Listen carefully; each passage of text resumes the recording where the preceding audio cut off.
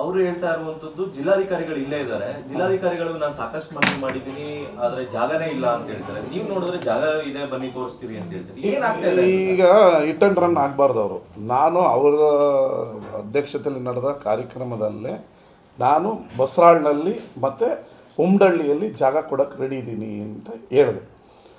ಜಾಗನ ಐಡೆಂಟಿಫೈ ಮಾಡಿದ್ದೀವಿ. ನಾನು ಗೆದ್ದಂಥ ಸಂದರ್ಭದಲ್ಲೇ ನಾನು ತಹಸೀಲ್ದಾರರೆಲ್ಲ ಹೋಗಿ ಆ ಜಾಗವನ್ನು ನೋಡಿ ಬಂದಿದ್ದೀನಿ.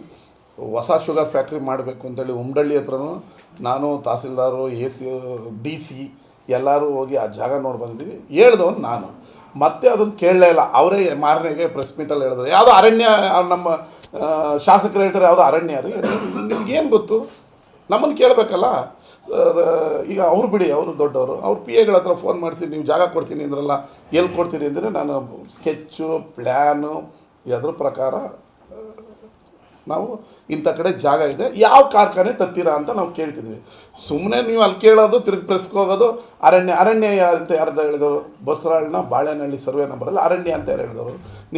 ನೀವು ಇಂಥ ಫ್ಯಾಕ್ಟ್ರಿ ತತ್ತೀನಿ ಅಂತ ಹೇಳಿದ್ರೆ ಇನ್ಫೋಸಿಸ್ ತರ್ತೀವಿ, ವಿಪ್ರೋ ತರ್ತೀವಿ, ಇಲ್ಲ ಇದ್ಯಾವುದೋ ಗಣಿ ತರ್ತೀವಿ, ಇನ್ನೊಂದು ಯಾವುದೋ ಬಸ್ ತಯಾರು ಮಾಡೋದು ತರ್ತೀವಿ, ಇಲ್ಲ ಕಬ್ಬಣ ತರ್ತೀವಿ, ಮಿಷಿನ್ ತಯಾರು ಮಾಡ್ತೀವಿ ಅಂದರೆ ಅವ್ರಿಗೆ ಎಷ್ಟು ರಿಕ್ವೈರ್ಮೆಂಟ್ ಇದೆ ಅಷ್ಟನ್ನು ಅಕ್ವಿಜೇಷನು ಮಾಡಿಕೊಡ್ತೀವಿ. ಅಲ್ಲೆಲ್ಲ ಬರಗಾಲ ಇದೆ. ನಮ್ಮ ಸರ್ಕಾರಿ ಜಾಗ 100 ಎಕರೆ ಇದೆ, ಇನ್ನು 500 ಎಕರೆವರೆಗೂ ಅಕ್ವಿಜೇಷನ್ ಮಾಡ್ಬೋದು. ಅಕ್ವಿಜೇಷನ್ ಮಾಡಿಕೊಡ್ತೀವಿ. ನೀವು ಇಂಥ ಫ್ಯಾಕ್ಟ್ರಿ ತರ್ತೀವಿ ಅಂತ ಅಪ್ಲಿಕೇಶನ್ ಹಾಕಬೇಕಲ್ಲ. ನಾವು ಇಂಥ ಫ್ಯಾಕ್ಟ್ರಿ ಕರ್ನಾಟಕದ ಬಸರಾಳ್ನಲ್ಲಿ, ಕರ್ನಾಟಕದ ಮಂಡ್ಯದ ಹೊರವಲಯದಲ್ಲಿ ಸ್ಥಾಪನೆ ಮಾಡೋಕ್ಕೆ ರೆಡಿ ಇದ್ದೀವಿ. ಈಗ ಸಿಂಗಲ್ ವಿಂಡೋದ ಅಂತ ತೆಗಿತಾರೆ ಸರ್ಕಾರ. ಆ ಸಿಂಗಲ್ ವಿಂಡೋದಲ್ಲಿ ಯಾರಿಗೆ ಕಾರ್ಖಾನೆ ನಿರ್ಮಿಸೋಕ್ಕೆ ಆಸಕ್ತಿ ಇದೆ ಆ ಕಂಪನಿಯವರು, ಅವನು ಟ್ರಂಪರ್ ಆಗಿರ್ಬೋದು, ಕಡೆಯ ಎಕ್ಸಿಡ್ ಬ್ಯಾಟ್ರಿ ಓನರ್ ಆಗಿರ್ಬೋದು, ಅಪ್ಲಿಕೇಶನ್ ಹಾಕ್ತಾರೆ.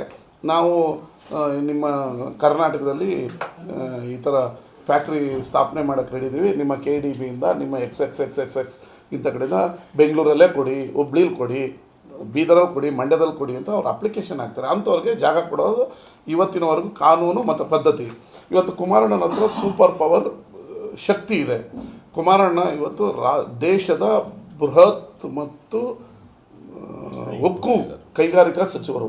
ಅವರು ಚಿಟಕಿ ಹೊಡೆದ್ರೆ ಕಂಪನಿಗಳು ಬರೋಕ್ಕೆ ರೆಡಿ ಇವೆ. ಅವರಿಂದ ನಮ್ಮ ಒಂದಷ್ಟು ಕೈಗಾರಿಕೆಗಳು ಸ್ಥಾಪನೆ ಆಗ್ತವೆ.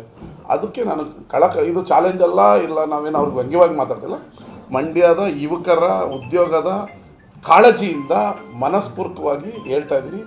100 ಎಕರೆ ನಾನು ಕೊಡೋಕ್ಕೆ ಜಾಗ ಇದ್ದೀನಿ. ನಿಮಗೆ ಯಾವ ಅಧಿಕಾರಿ, ನಿಮ್ಮ ಕಾರ್ಯಕರ್ತ ಇಲ್ಲ, ಯಾರು ನಿಮಗೆ ಅದು ಅರಣ್ಯ ಗಿರಣ್ಯ ಅಂತ ನಮಗೆ ಸ್ಲೈಡ್ ಮಾಡಿರ್ಬೋದು.